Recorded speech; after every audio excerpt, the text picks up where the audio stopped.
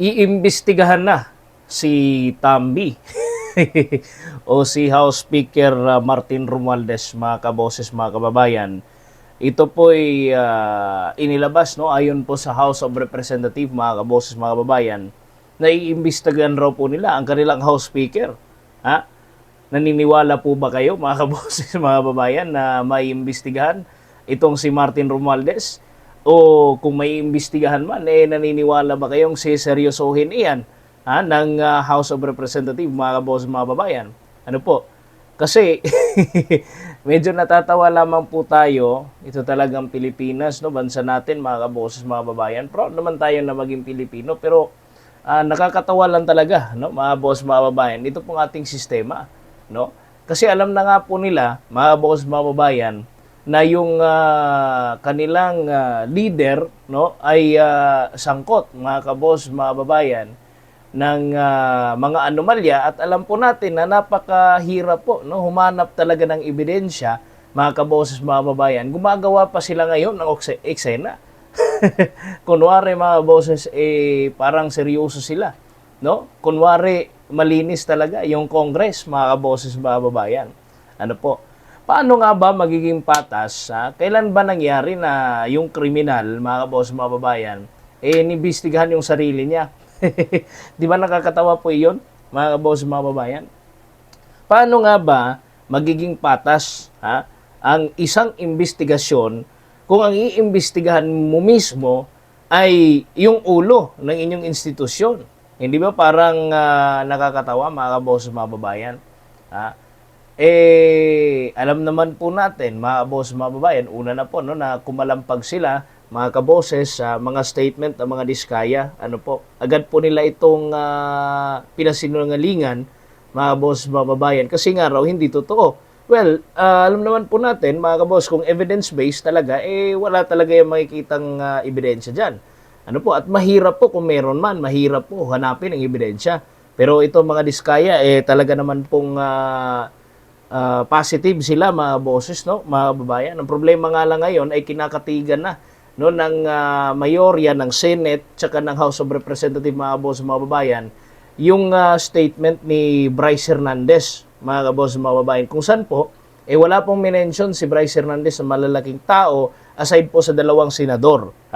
At alam po natin na ito si Bryce Hernandez, mga boses, mga babayan, kinontempt doon sa Senate, no, mga boses, mga babayan. So ngayon, para tayong nagtataka kung bakit ganito ang takbo. At expected naman po natin siguro na talaga pong naghahanap sila ng butas para po maging safe yung kanilang mga pangalan at para po mailigtas ang kanilang sarili. Ano po, mga boses, mga babayan? Kasi halos naman dyan lahat nasa gobyerno na. Lahat, mga kaboses, mga babayan. Ang lalaking tao na, no, nung minention ng diskaya. Pero ngayon, batang tahimik. Ano po, mga boses, mga babayan?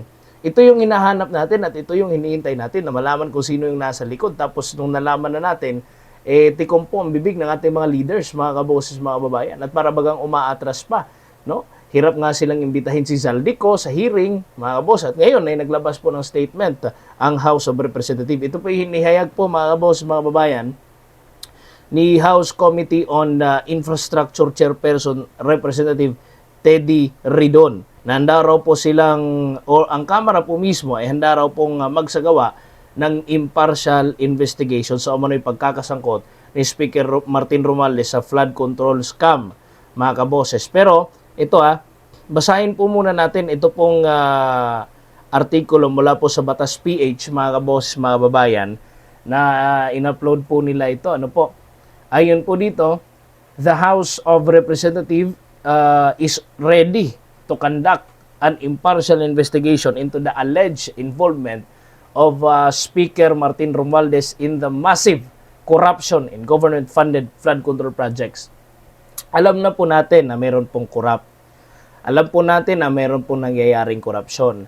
Ang tanging katanungan na lang po natin, sino ang nasa likod ng korupsyon? At alam naman po natin na meron na mga sangkot, na mga contractors, mga kaboses, mga kababayan. Ang katanungan na lang ulit, mga kabos, kung sino-sino mga padrino, bakit hinayaan lang ng gobyernong ito, mga kaboses, mga kababayan, na mangyari ang talamak na korupsyon ng ating gobyerno. Ayon po dito, In a televised interview, House Committee on Infrastructure Chairperson Representative Teddy Ridon said that their probe is not meant to actively clear the names of congressmen, including Speaker Romualdez, who were mentioned by the Discayas. When asked about the start of the investigation, Ridon said, pero thus far, wala pa naman. So, wala pa po daw, mga kaboses, mga kababayan, wala pa raw pong tawag nito, wala pa po silang schedule, pero gagawin po daw nila. Kailan pa? 'Di ba? Ganito kahina, mga kaboses, mga kababayan. Meron ng lead, pero pinapatagal, mga kaboses, mga kababayan. Pwede bang wag na lang tayo magmaang-maangan dyan sa House of Representatives? Alam na ng taong bayan, alam na po nating lahat. Ang kakapal talaga ng muka nitong House of Representatives, mga kaboses, mga kababayan. Ano po? Ang ating mga leaders na pinapasweldo po natin, pinapasahod, pinapakain hanggang sila po'y nagyayaman, mga kaboses, mga kababayan, habang tayo po'y lubog na lubog po sa baha. Ano po? Ninanakawan pa tayo no? Naghihirap na tayo on the ground, ninanakawan pa tayo. Ninanakawan pa tayo ng karapatan na malaman kung sino ang mga involved, mga kaboses, mga kababayan. At kung inyong pong tutuligsain, ay sila pa ang galit sa atin. Ano po? Ayon po dito, mga kaboses, mga kababayan, during the Senate Blue Ribbon Committee hearing, the couple Curly and Sara Diskaya claimed that the name of House Speaker Romualdez was being used to obtain a 25% kickback from infrastructure projects. Romualdez was quick to slam. Ang bilis, mga kaboses, no? Quick to slam the allegations by calling them baseless and vowed to support the Marcos administration in the fight against corruption. Di ba? Nagpa-fight against corruption pa sila pero walang ginawa. Ang ginawa po nila is tindigan po, mga kaboses, mga kababayan, ang kanila pong sariling interes, mga kaboses, para maklear po yung pangalan nila. At alam po natin yan, hindi nga nila inamin, no? Yung accountability, kahit man lang na-allege pa lang yun, sana, nag-ano na sila, no? Nag-surrender na sila sa kanilang sarili na, sige, imbestigahan nyo ako, I am willing na maimbestigahan, or anong pwedeng gawin ng taong bayan sa akin para malaman na ako'y walang sala, ganun sana.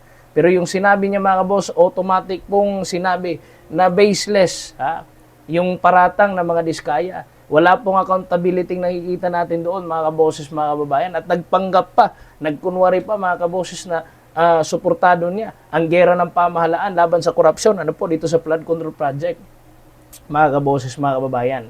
So, alam po natin at kitang-kita ang kakapalan po ng mga mukha, mga kaboses, itong ating mga leaders, ano po. At alam na alam rin po natin, mga kaboses, mga kababayan, na kung anong agenda. Ito, yung script nila, alam nila na mabubulgar sila, kaya hinandaan nila yung kanilang mga kasagutan, mga kaboses, mga kababayan.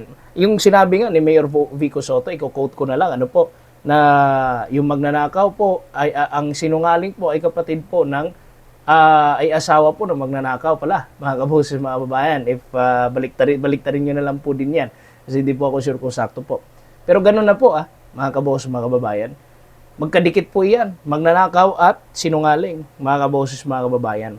So, dito, sa statement na ito, from Batas PH, mga kaboses, mga kababayan, ano po, sa kanilang FB page, no, aminin na natin na ironic po talaga. Kasi nga, sa Senate Blue Ribbon hearing, binanggit na ng mga Diskaya couple na ginagamit ang pangalan ni Romualdez para sa 25% kickback sa infrastructure projects.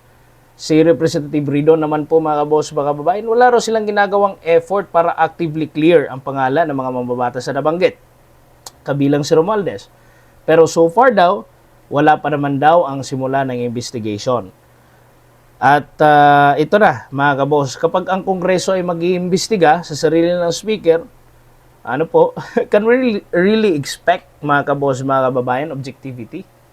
Mag-i-expect ba tayo ng objectivity dyan sa kanila?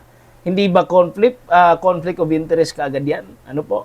Kung tutuusin, dapat nga yung Senado ang magpatuloy, ano po, ng malalim na investigasyon Kasi sa House, ano po, mga kaboses, mga babayan, sino ba ang aamin laban sa kanilang sariling leader? Pero wala, pinalitan nila si Rodante Marcoleta matapos kung pinasuka itong mga Diskaya.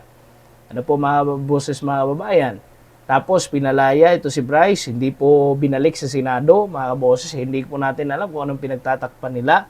At mas pinapakikinggan pa nga nila, no, yung dalawang minention lang ni Bryce sa senador, si Joel Villanueva at saka si Jingo Estrada. At na-disregard na po yung 17, ay, correct me if I'm wrong, 17 kongresista at mga officials po, mga kaboss, mga babayan, ng DPWH. Ano po? Kabilang po yan lahat doon na binanggit ng mga diskaya na disregard na po, mga kaboss. At isipin ninyo ito, mantakin nyo po ito, mga boss, mga babayan. Kung tama po mga diskaya, ibig sabihin po meron ng standard practice, no, na 25% cut para sa para sa mga nasa taas po na posisyon. At hindi po ito isolated. Ano po, mga kaboss, mga babayan, kundi systemic corruption po ito. Ano po? Kapag hindi po transparent ang House probe, lalabas lang itong damage control, mga kaboss, mga babayan, para protektahan talaga ang speaker. Unang-una, anong hanapin nila? Ebidensya. May makikita kayong ebidensya? Wala. Wala. Kasi wala pong magnanakaw na mag-iiwan po ng mancha, mga kaboss, mga babayan. Pero ang hatol po ng sambayan hindi po mapipigilan kasi nakikita yan eh. Nakikita yan dyan, mga kaboses, mga kababayan. At hindi lamang po nag-aakusa ang taong bayan, nakikita at nafe-feel po nila on the ground. Ano po? Nararamdaman po natin ang baha, yung talamak na korupsyon, ang kapabayaan ng gobyerno. Ano po? Kapabayaan, no, ng Marcos administration. At the same time, itong liderato po ng House of Representatives na siya pong naglalabas ng pera. Nasaan ang pera? Ano po, mga boss, mga bayan? Anong ginawa ninyo?